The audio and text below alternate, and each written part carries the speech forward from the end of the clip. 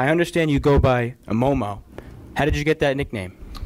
It's funny you asked that. Everybody asks the question. My dad used to give, me, my brother, my sister, his brothers and sisters all nicknames, and that was kind of the one that stuck with me. I went from being, Mont to Monty to L.A., to Momo, and Momo was just the one that kind of, stuck on throughout the years.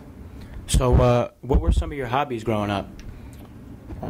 There's a lot of playing basketball. Didn't really have hobbies.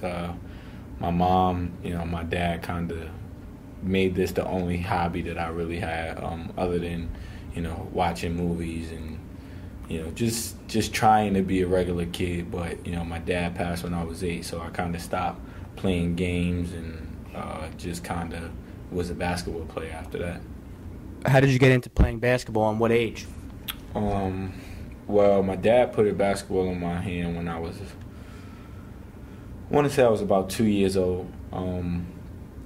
I got my first trophy at 5 years old, which is when I really began to get serious about the game. It wasn't until after his death that I really, figured, this was something that could get me, out of the situation that me and my family was in. So where did you go to high school? Well, I bounced around a lot. My first 2 years in high school, I attended Rice High School in Harlem. My junior year, I went to American Christian, which was in Philadelphia. I played with the likes of Tyreek Evans and, the Kimball Walkers, the Ren Scotts. And then my senior year, I finished up high school at, the legendary Oak Hill, where Carmelo Anthony, Brandon Jennings, and players like that went to.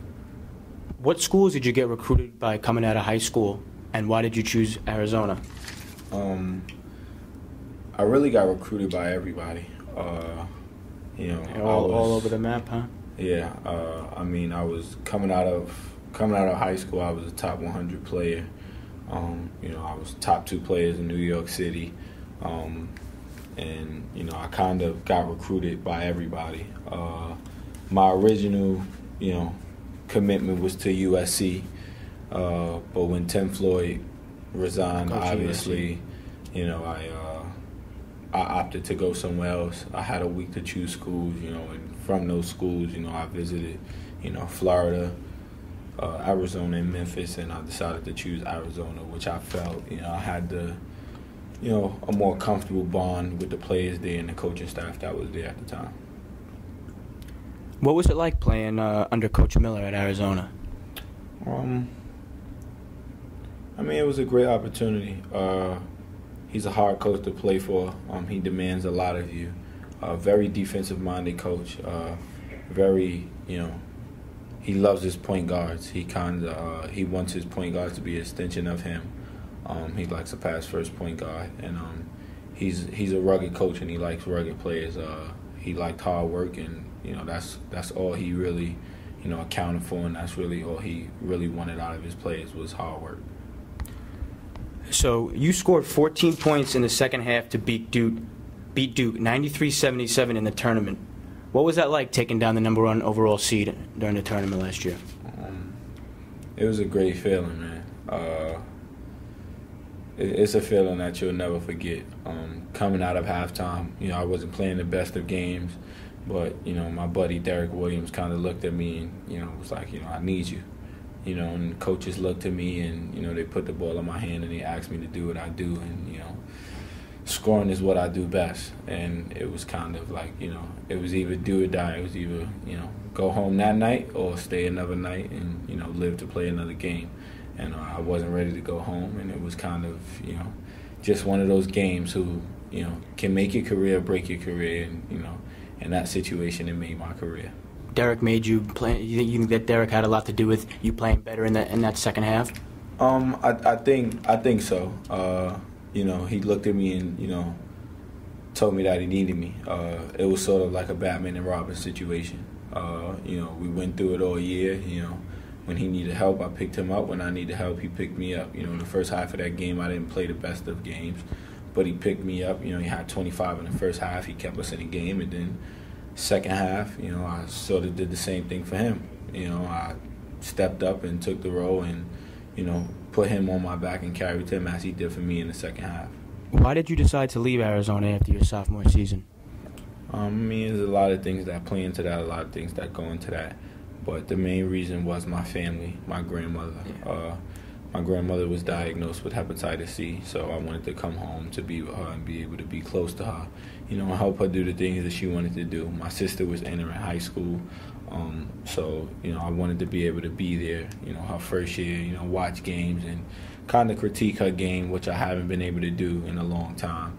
And, my mother needed help with my little sister, and, I needed to be home for that and to help them, kind of be sane and, do the things that they want to do.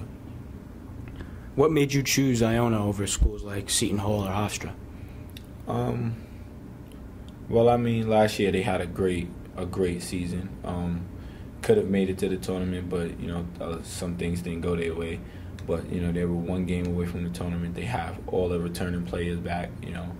They had Scott coming back and Mike coming back, which are two of my great friends. Trinity, in which is like a brother to me. I played on the circuit with him, so that transition right there kind of made it easier for me to come into a family atmosphere, people that know me, people who accept me. And then the coaches, I had the greatest bond with those coaches, of all the other schools. What's the biggest difference between Iona and Arizona? The biggest difference is just the size of things. Arizona, 30,000, 40,000 students, a larger fan base, known all around the world kind of thing. Whereas Iona, small Catholic school, not really the biggest of schools and not really the most publicity. But I think with the players that we've got here, as of now, that we're becoming one of those big schools. Tell me something about yourself that nobody else knows. I like to write poems. Oh, you like to write poems? Yes, sir. About what? Anything in particular? Or? I mean, when I was younger, when my dad died, that was a way of me to express myself, kind of. It started with just writing because I wouldn't talk to anybody. I was kind of a closed soul at that point, and I just would write. I would fill up notebooks every week just writing how I felt, the things that I wanted to do, the things that were going through my mind, just, anything that I wanted to say throughout the day that I wouldn't say to people, I would write in that book.